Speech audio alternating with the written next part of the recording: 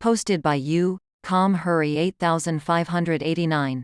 AITA for telling a fellow mother of a special needs child that my daughter is not responsible for her child? I have two children who we'll call Maria, 14F, and David, 7M. David is on the autism spectrum. He is non-vocal and requires a fair bit of specialized care. Since his birth, Maria has had to take on a partial caring role for David for a variety of reasons.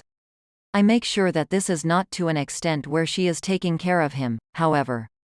Just enough so that she can help out while not losing out on her own life and experiences as a child. Unfortunately, this does not always work out as intended, and sometimes Maria does have to step up when I and my husband fail. But I always make sure to make it up to her and reward her for the time she helps us out like I would a normally paid caretaker. This summer, I enrolled Maria in a summer art program. She had been looking forward to it for months and was ecstatic on the first day.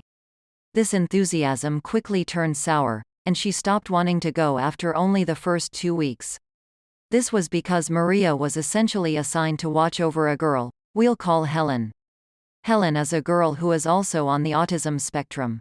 I know Helen's mother personally, and when she learned that her daughter and mine were going to be in the same art classes over the summer, she asked the organizers personally to essentially assign Maria to be Helen's mandatory friend over the summer. Over the first 2 weeks, Maria was essentially burdened with Helen. She spent a good chunk of the class time helping Helen out with her own projects instead of being able to work on her own. She also at one point had to help one of the teachers out when Helen began to have an anxiety attack and did not get to do any art the entire day. When I learned of this, I was livid.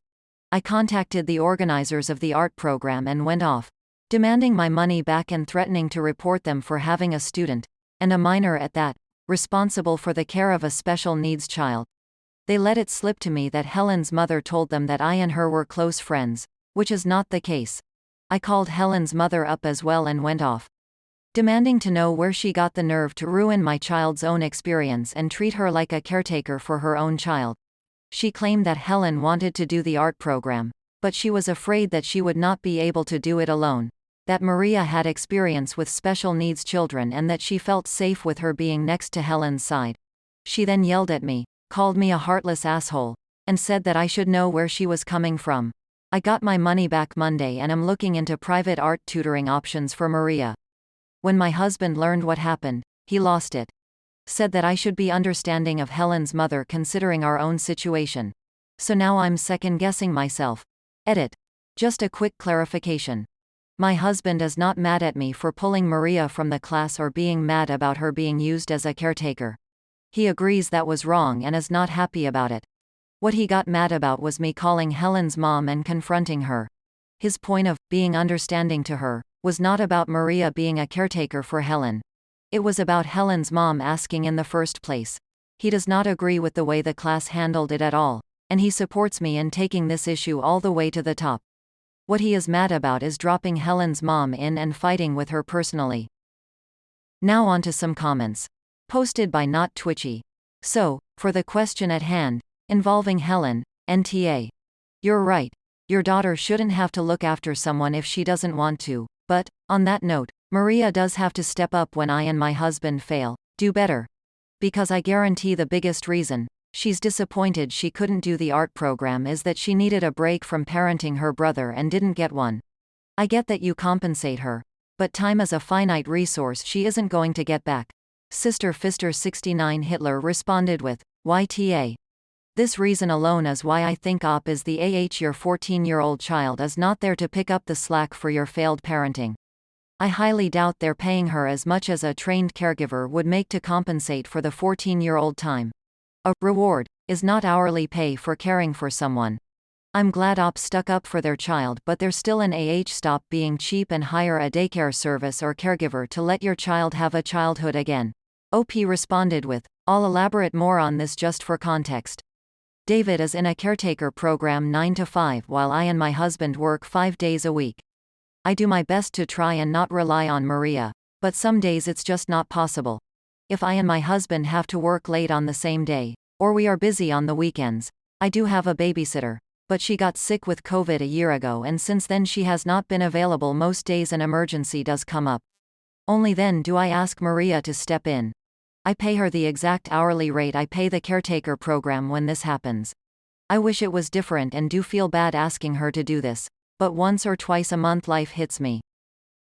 Sally_Marie_B responded with, okay, you have no context for the phrase you highlighted. Parents are humans and all humans fail or need help at times.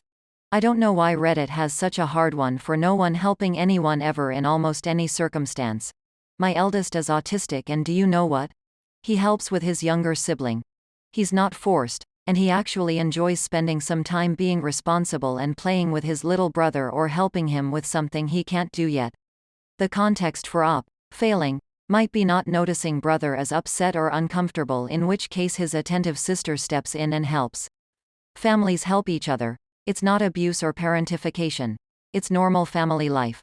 I can't imagine what sort of family Redditors hope to establish when they bang on and on about how no one owes anyone else anything.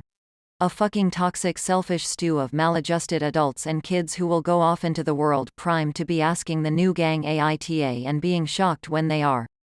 Now on to the last story. Posted by you, Habian. AITA for calling my dad out for saying mom would have loved his wife. Would have been happy for them as a couple?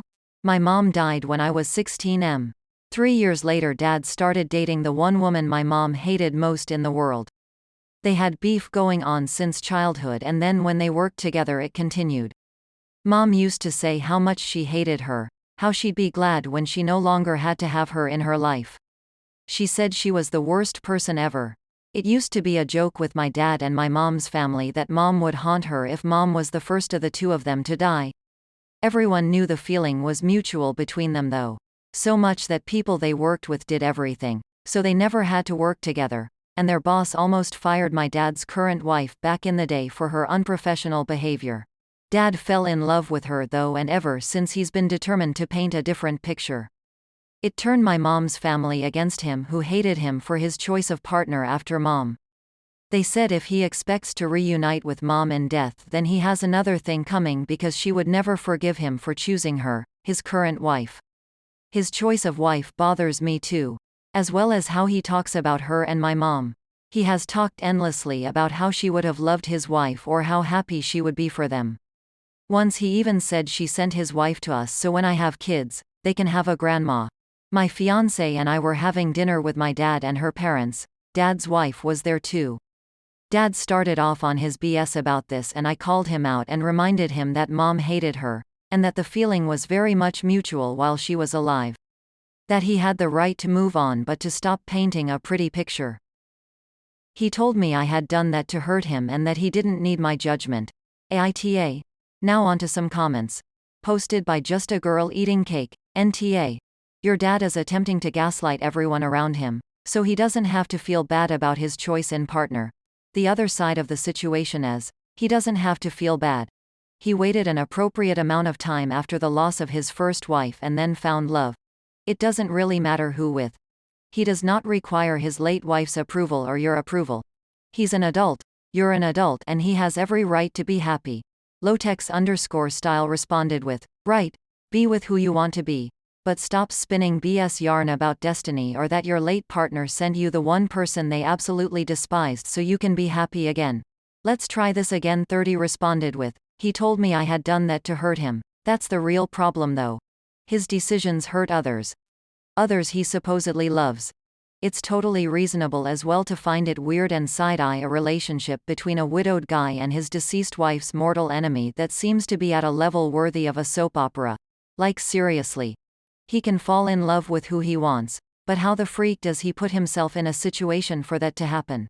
How has what she did to his dead wife leave him open to those feelings? What does that mean about what he thought of his dead wife? How does he not see what that says to the people that loved her the most?